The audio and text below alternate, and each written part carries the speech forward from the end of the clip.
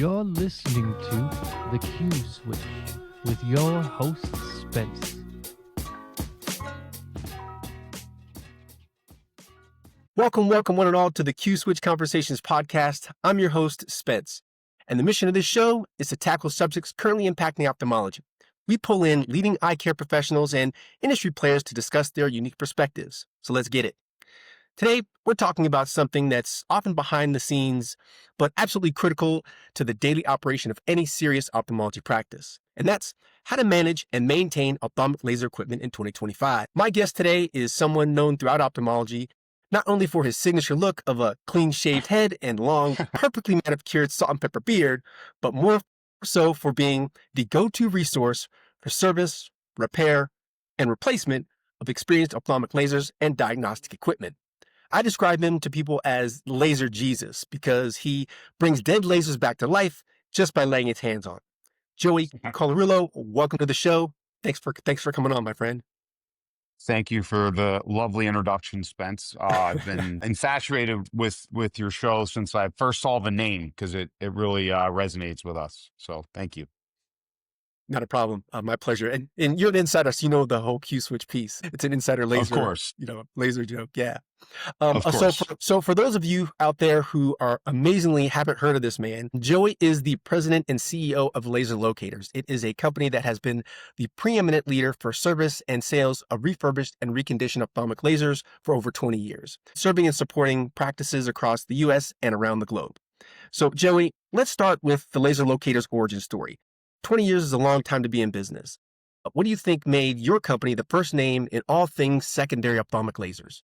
Yeah, we've actually been in business 21 years. The opportunity really arose because in a traditional market, 2-3 decades ago, a company like mine and a manufacturer would never exist together, right? I would be viewed as a competitor, and which I saw as an opportunity because things don't necessarily have to be that way. We can act as a resource, and we can play by rules, and we can be more consulting and an assistant to many manufacturers and distributors in our industry. And that's really where we changed the game and became such a leader because like I said, we are not a competitor to the manufacturer. We're an alternative resource. Mm-hmm, mm-hmm. So I mean, I saw that early on. Because in the infancy of my career, the market was really just littered with brokers and middlemen that had no commitment to what they were doing. Where we take full accountability and commitment to everything that we do, and we do everything on the up and up, and we want to make sure that through every transaction that everyone is satisfied. So you take more of a collaborative partnership between what you do and the manufacturers, where you said in years past, it's been more of an adversarial, very fragmented, Hatfields and McCoys kind of a relationship. So now, were you one of the first people to establish this? And is there anyone else doing this the way you do it? On the laser side, I don't think there's anyone that does it the way we do it, especially at the scale that we do it. Right. But talk about that scale. I mean, we've transacted, bought, sold, repaired over 9,000 lasers in the history of the company. Okay. Yeah. And that's an over, I want to say 85 different countries or 105 countries all over the world. We've assisted the biggest manufacturers in our industry, whether it came to disposal, removal, deinstallation, repair, anything. The reason being is we are experts at legacy product, right? So when I say legacy, I mean the prior generation, or maybe it could be two generations prior. But we don't deal with current model products very often. That's why we are often a resource, because the manufacturer operates in the opposite way. Meaning, they're coming out with new products every year, or 5 years, every 7 years, every 10 years, and we're mastering the previous product. So mostly the small businesses out there and third world countries or clients that are just trying to be efficient have an option. Well, I think you're doing good work out there. Again, you and I work not just on the show for the first time, but we've worked together Yeah. since I've been in this industry. I guess now working on almost 2 years now, and I've seen the work that you do and your team, and your operation is absolutely amazing. Thank So you. no problem, well deserved. So now, speaking of changes over time, you've had a front row seat to how the industry has evolved over time, particularly the last, as you said, 21 years. How has the role of YAG and SLT lasers specifically shifted over that time, and especially when you consider the explosion of cataract procedure volumes increasing with the silver wave, or the baby boomers now being in that cataract age, as well as the movement of interventional glaucoma coming of age in recent years? Yeah, I mean, so there's been a lot going on, right? You've also had a lot of competitor or other brands enter the market, and other brands leave the market over the past 20 years. The technology of a YAG laser in particular really hasn't changed. It hasn't Hmm. changed. It's again a Q switch laser head that has become much smaller, more robust, more reliable, more serviceable. All of these other factors that have developed over the past 2 decades with any technology, right? But the overall demand, particularly for a YAG laser, has always been incredibly consistent. It's always been consistent, and that goes all the way across the board. Um, So, in your line of work and what you and your team do, having Mhm. some of these, again, lasers being pretty consistent over time, and again, you said just getting better components. Has it made your ability to service and extend the life of some of these legacy product even easier and more accessible? Absolutely. Because if you start with a quality product, right, that obviously everything has a shelf life. But Hmm. if the product is engineered with quality from the beginning, it's a lot easier to maintain that product moving forward and providing that product with a longer lifestyle because you have more serviceable aspects of the equipment that we're able to back engineer and figure out. Okay, hey, a good example is the Q switch, right? The name of your Hmm. podcast. That's why it resonates with me so much, is because the Q switch is all about the timing, the accuracy, and the maximum impact inside the laser cavity. That's where it starts, right? With a strong Q switch is where it starts. And if you don't have that, right, you're not going to have a good laser, right? Or you're not going to have a laser that lasts long. So with many of our refurbished products, that's what we're doing. We're starting there and we're replacing it, right? Um, Hmm. and that's where it starts. So that technology goes back, I don't even know, probably 30 years. And it's Hmm. just gotten, like I said, more robust and more refined. In some aspects, it's gotten more powerful. But, that allows us to extend the life of a lot of products. And not only that, place them in different markets, meaning, we've had lasers have consolidated in a sense to where, YAG SLT laser didn't exist 20 years ago, 25 years ago. It was just a Yeah, YAG. it was separate. It So was, what is the Luminous Selected 2, and then whatever YAG laser you can get your hands on, the Coherent, and some of those others, they're separate. Now to have two separate yeah, lasers, it's like, what are you doing? that was the gold standard, right? That was the gold standard for years. So now in like 2002, the Luminous Duet is entered into the market, and we start to see you then start to see YAG only lasers being traded in, and instead of disposing those, some of them were just too old and you have to dispose of them. But other ones, we can get more life out of them, and we can place them in other areas that aren't a threat to the manufacturer, right? Like Hmm. we're not altering their new sales. We're placing Hmm. them maybe in small surgery centers that aren't using it very often, or mostly we're placing them in third world countries, and they're used in mission trips and all these great use cases, Hmm. which is even Hmm. better because you've got things going on in other countries that they don't have insurance, and there's no customer pay. It's literally doctors paying it forward Hmm. and providing, you know, better vision care for patients that otherwise would just live with what they have.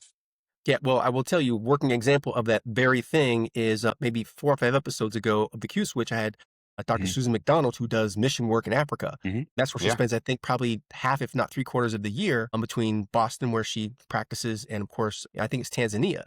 And she had the need, and there isn't a YAG laser for hundreds of thousands of miles, and it's something so simple, and she doesn't have it.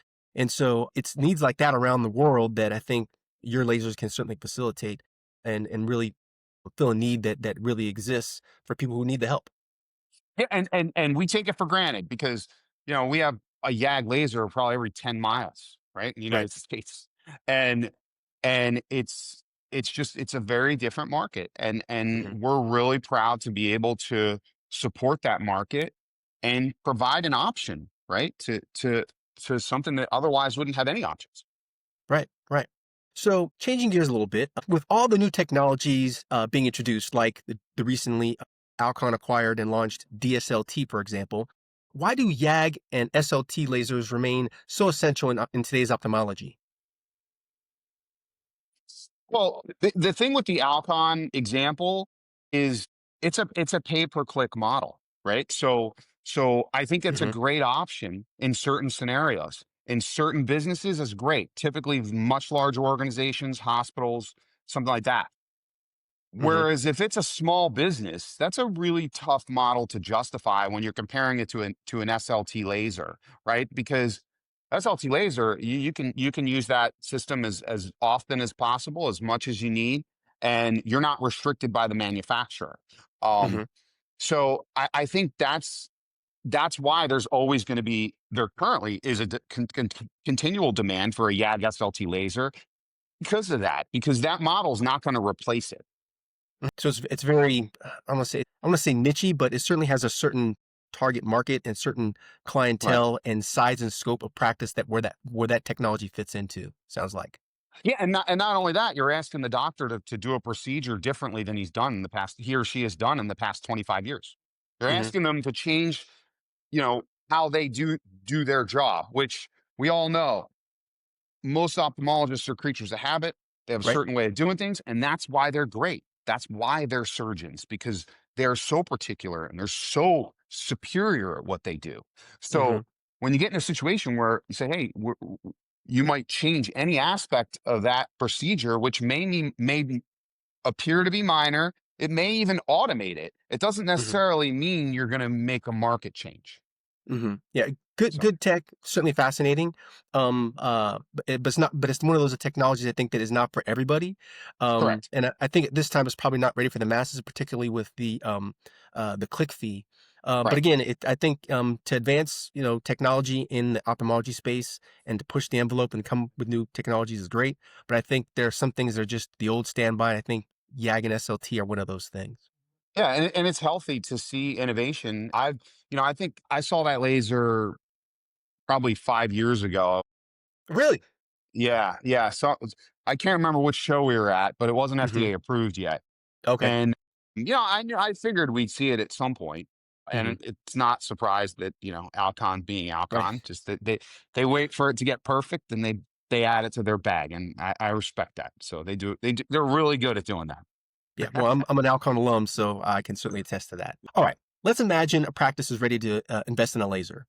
Where should they start, and what factors should they consider, and how to prioritize them when making that decision? Yeah. So number one is really the functions of the laser that they need. That's number Hmm. one. But before you even get into refurbished or new and service, you need to know, okay, what are the functions that we need? Does it need to be a laser for vitreolysis? Do they just need YAG and SLT? Right. Those are number ones, because that answer is really gonna give you a pathway initially. Because without that, your your results aren't necessarily going to be complete. Hmm.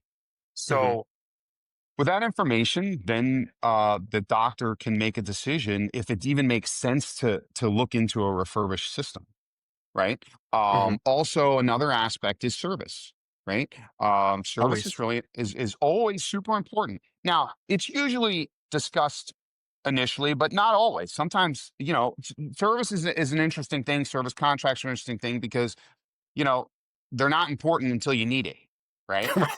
Yeah. So it's always a conversation that we have with a lot of our clients, because we're very consultative, and it's really there's no wrong answer. It's very situational.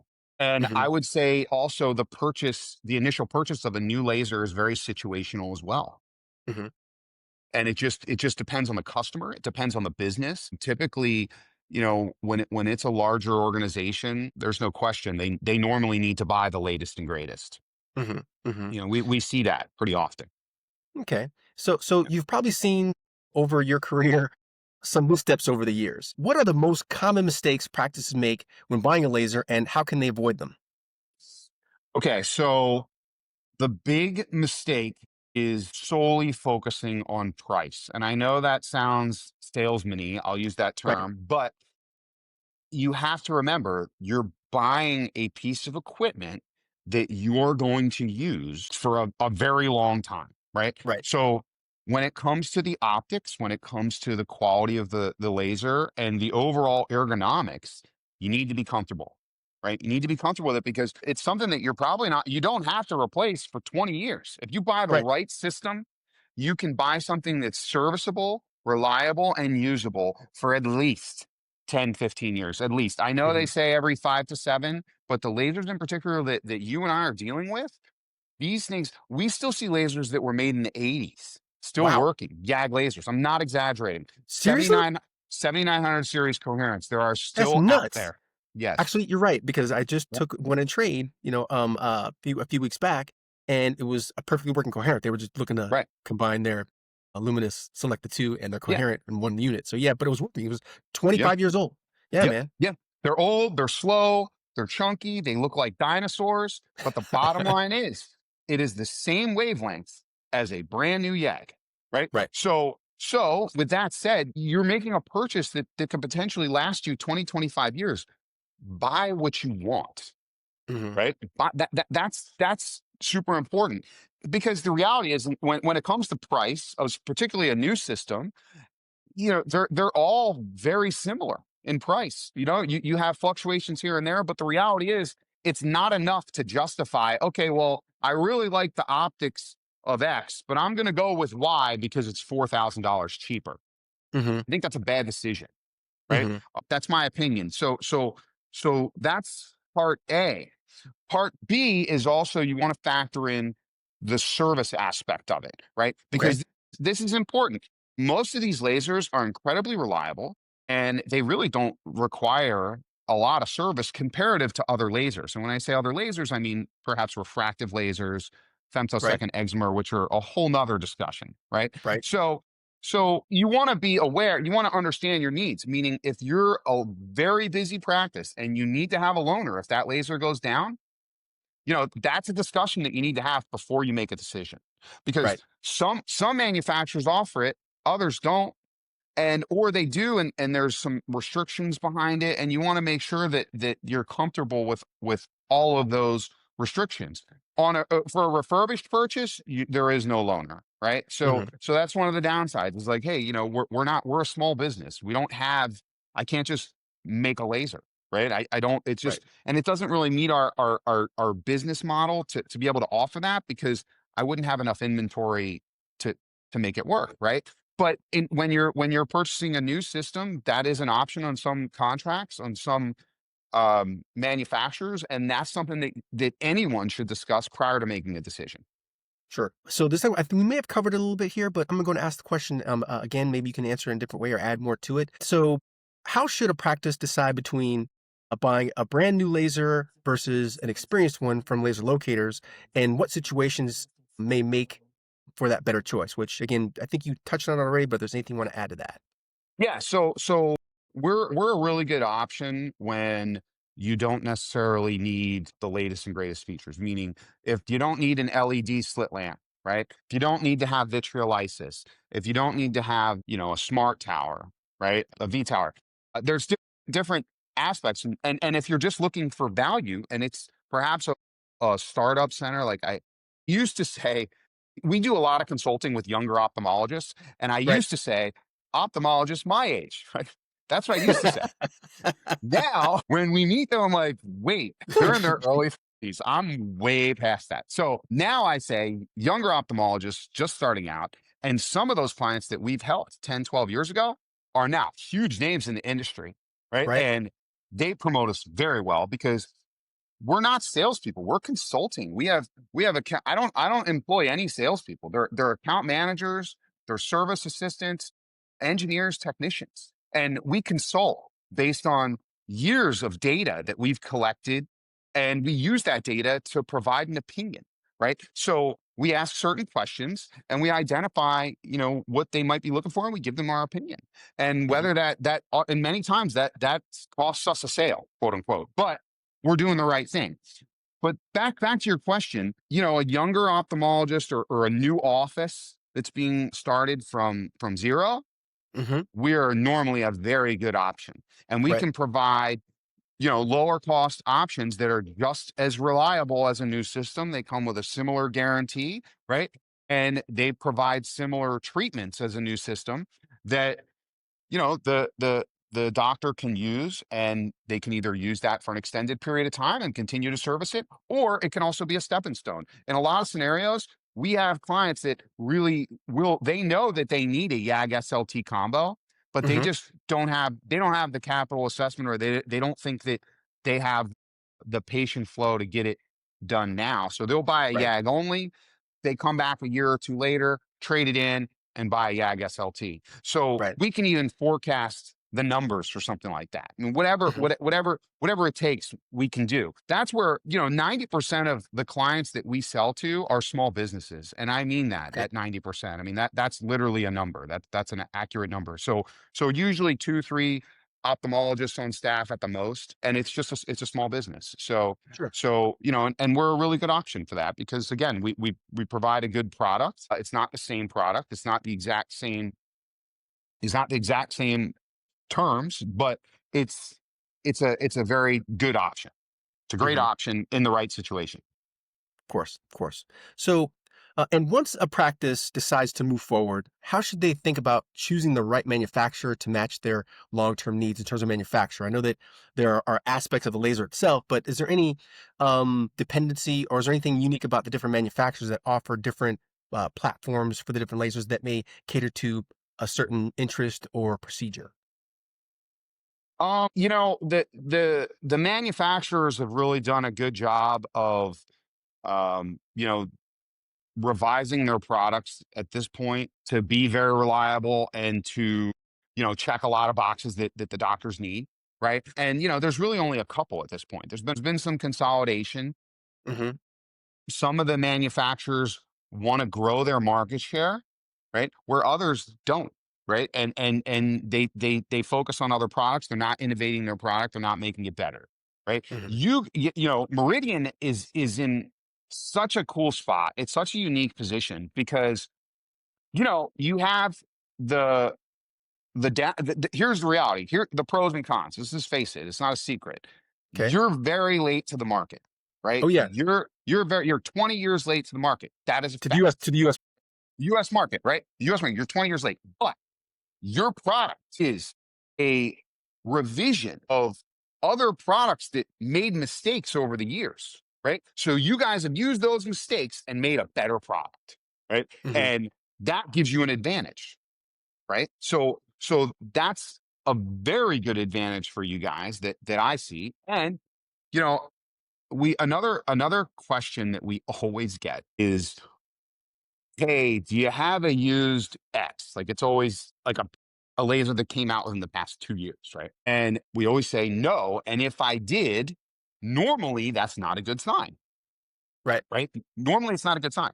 And normally if we're getting an excess of, obviously things happen, people sell the business, they retire and all this other things, and we get equipment. But normally someone that's retiring is not buying a new laser and then Oh, selling it in two absolutely. years. Right. They're not. It's just not reality, right? So it doesn't happen very often. But typically, when that data is very important, when you're able to identify whether or not a new model is hitting the used market, because typically that means it's not reliable or it doesn't function similarly to other brands, right? For whatever the case may be. Maybe they have some sort of inferiority compared to previous models, right? Hmm. And with your product, I've never even appraised one. Never. Right. Hmm. So that's a great sign, right? That's a great sign. And that methodology holds true across the whole industry. You don't have to use that with lasers. You could use that with Really? OCTs. Absolutely. OCTs, any of the visual fields, any of these products that are core products for the ophthalmologist, right? If generally speaking, it's a really good data point just to know when you're not like familiar with used equipment, is just say, hey, are there any on the used market?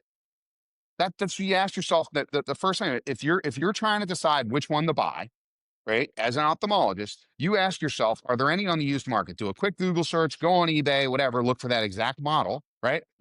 And if there are multiple pieces on the used market, or even just one that's a year old or something, usually that's a sign that somebody didn't like it, right? That's a problem. Yeah. Right. So, that's just a simple data point for people to know while they're shopping for anything used. Doesn't have to be laser. That goes for a lot of pieces in our industry. Yeah. Okay. So now they've made their investment. Let's talk about keeping their investment running. What are the best pro tips you can share for practices to maintaining a laser to perform consistently when the practice needs it most, which is most days and all day long? Yep. So this is the answer to this question is it depends, right? There's different situations. So anyone that's telling you, hey, you need to get this serviced every 6 months, you need to get a PM, this has to be done on a YAG SLT laser in particular, they probably don't have your best interest in mind unless the laser's mobile.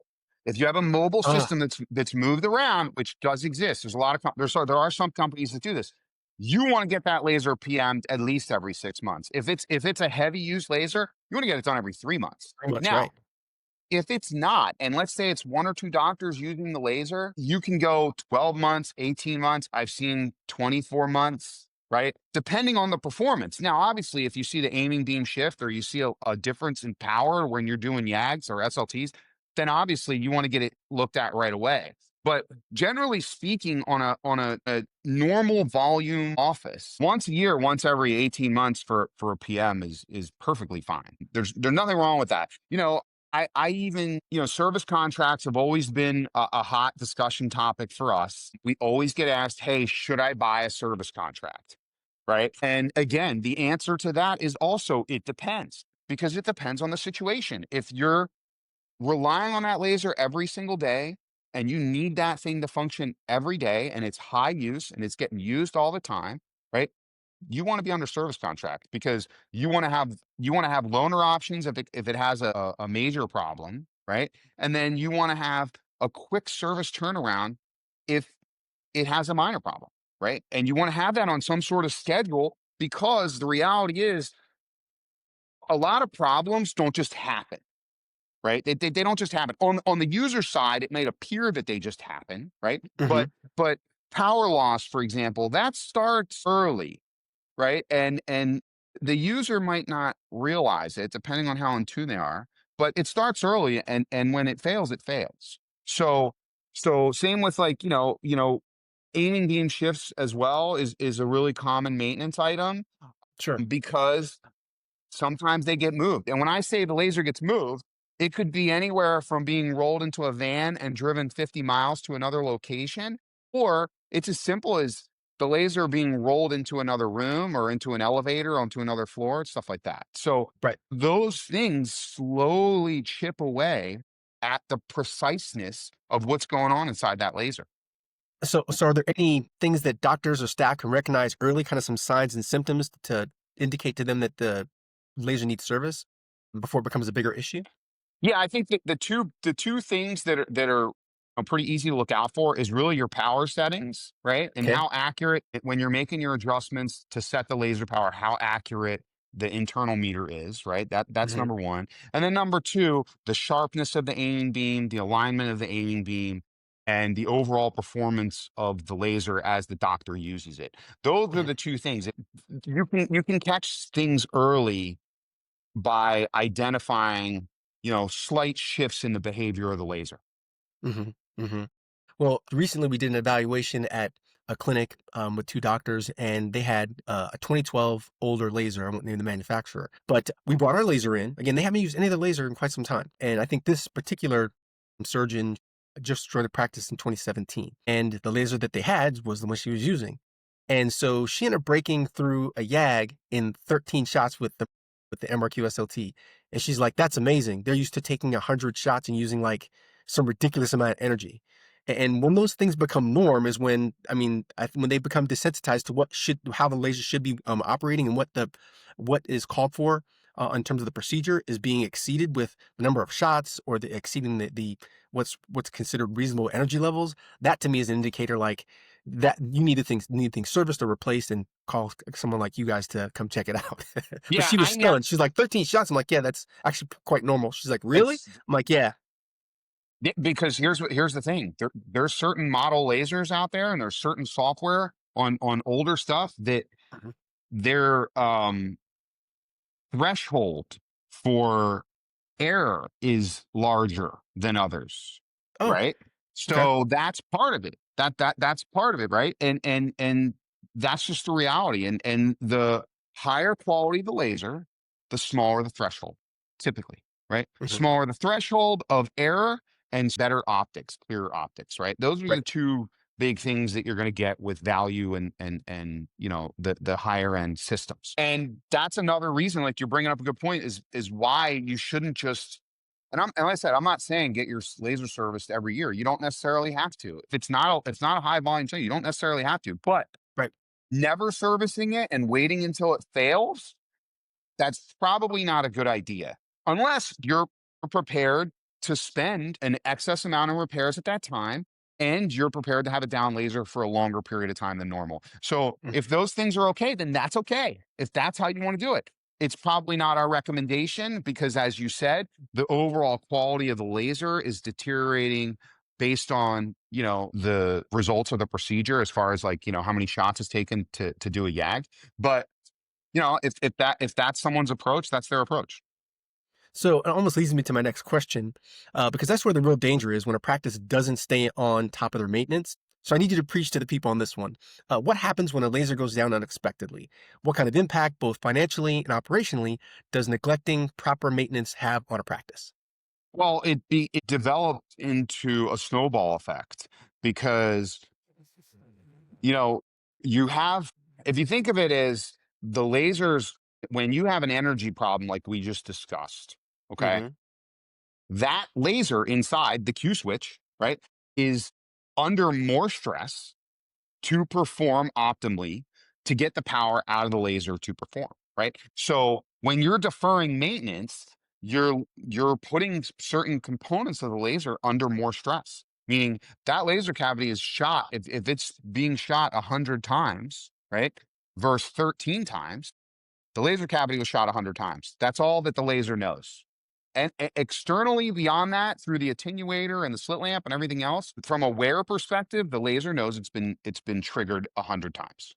Right. So you're prolonging repairs, right? So you're gonna spend the money one way or another. It's just a matter of when are you gonna spend it, right? Might as well spend it on a schedule to a degree, right? Mm-hmm. And I know cash flow is always important, and I'm not saying that everyone should go buy a $4,500 a year service contract, right? Sure. Not at all. But I do think that you should factor in those funds somewhere. If you're saying, look, I just want to pay for repairs as this laser breaks, no problem. But factor in every year that hey, there's what depending on the model, 2,500 to 4,500 a year. Just maybe put that money aside somewhere, or have a mental thought that, hey, that might be our maintenance costs for the year. And no, at some point it's going to come up, and you're going to have to spend some money to get it back going, and be accepting of some sort of downtime or replacement costs or service costs or whatever the case may be.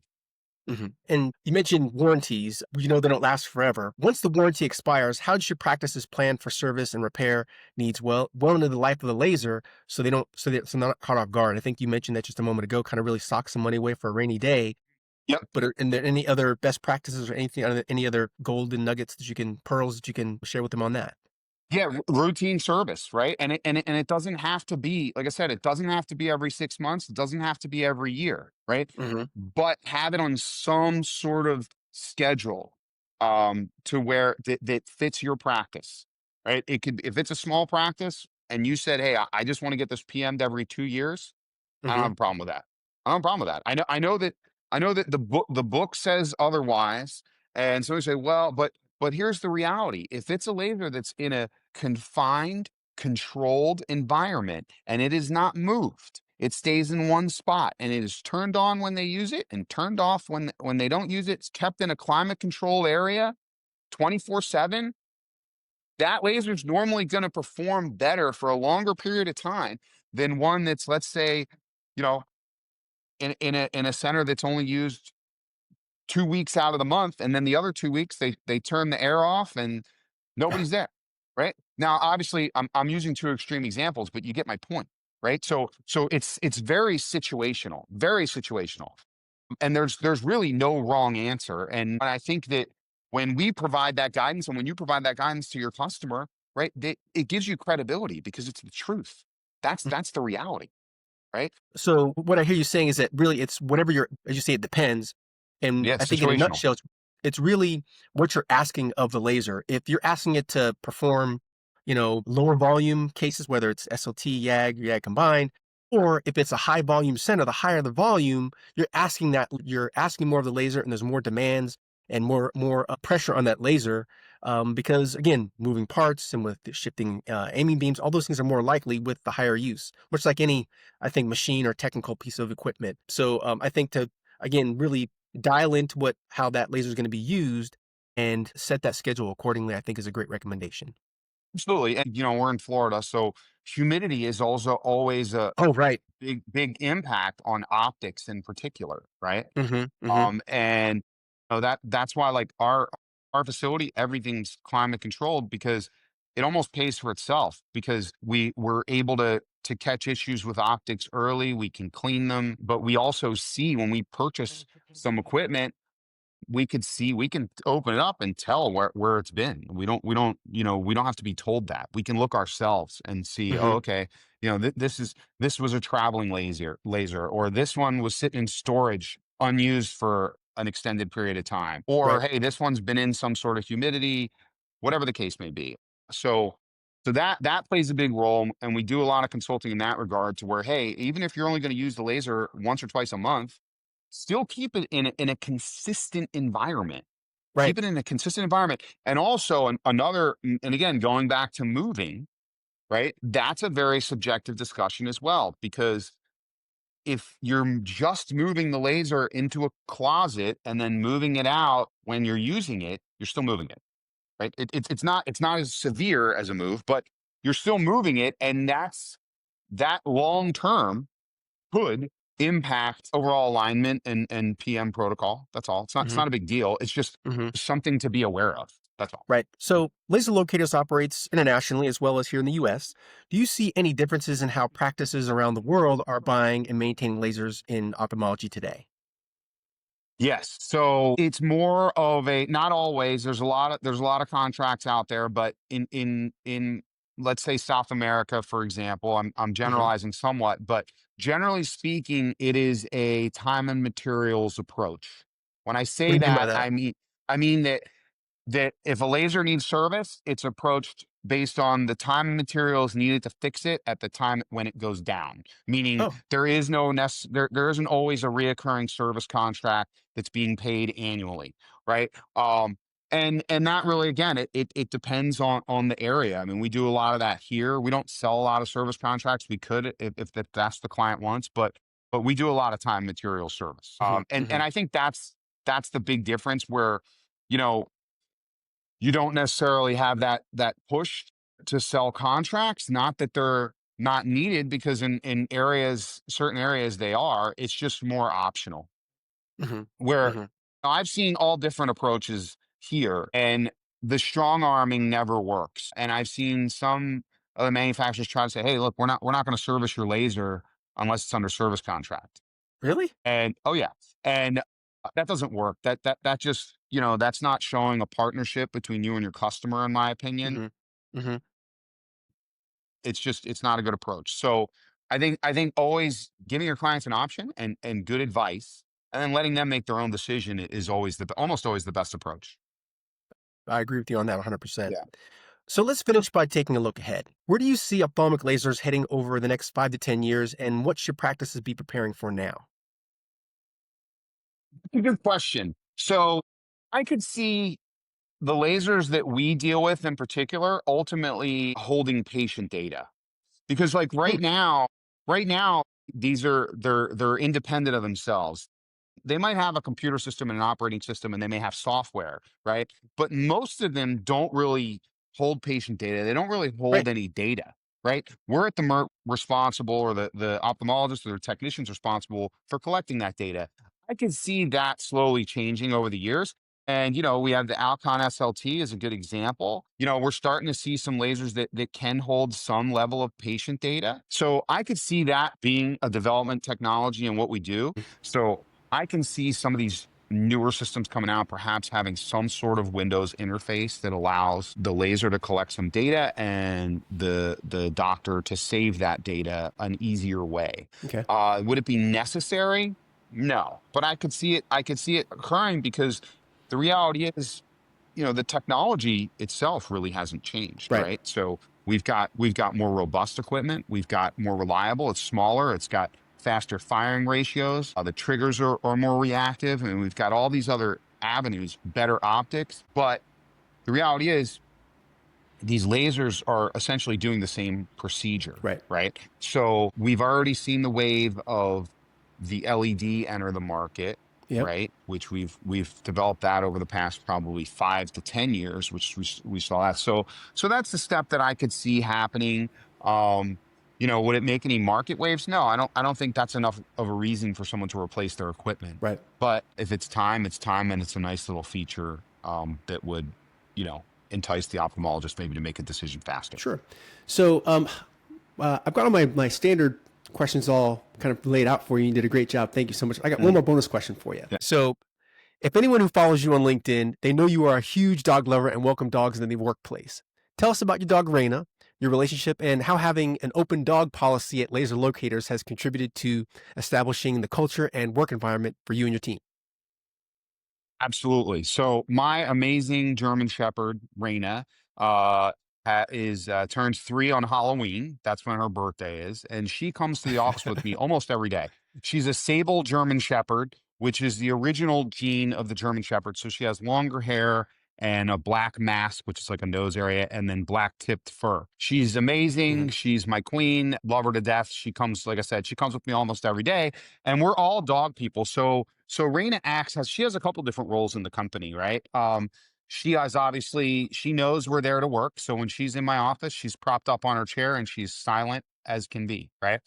But she's also acts as kind of like an emotional support animal for our CFO, Tyra Paul, because Tyra had a dog for a really long time. Her kids left the house. The dog passed. She can't really replace the dog, but she misses having a dog. So her, helping me with Raina, during the day, it gives her a little bit of a break and a little mental break, and it's really good for her mental health.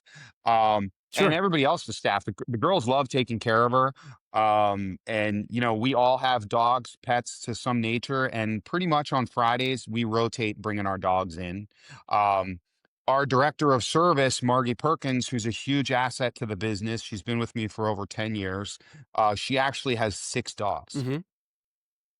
So, wow. she's 6 dogs. That's a lot. Yeah, A lot of 6. She's got 6. So she never brings in all 6. She'll bring in 1 at a time. But yeah, so we're dog people, and, Raina's our little protector. She's our queen. And, everybody, takes their part in taking care of her and petting her and making sure she's got plenty of treats. Well, I wish I could bring my dog on the road, and because I work from home, but if on the road, like right now I'm in a hotel, I wish I had my dog with me. It's kind of lonely out there. Yeah. But as a dog guy myself, I can't think of a better way to end this show. Joey, it's been fantastic having you on, and this has been a really fun one for me. You've broken down not just how to buy a laser, but how to keep it performing at its best, something every ophthalmic practice should buy into and benefit from. So before we sign off, if members of our audience want to connect with you on today's topic or learn more about you, Laser Locators, what's the best way to connect and catch up with you?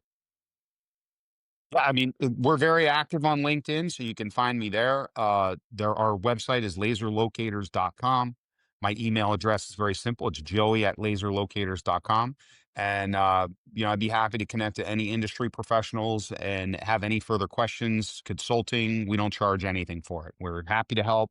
spread the, always doing the right thing and providing very good advice to anyone in our industry. Awesome, man. Thanks for that. As always, we'd like to thank Riverside FM and Passionate Media for making this show happen. And of course, Meridian Medical for making it all possible. That's a wrap for this episode of the Q Switch Conversations podcast. I'm Spence, and I'm out. You're listening to the Q Switch with your host, Spence.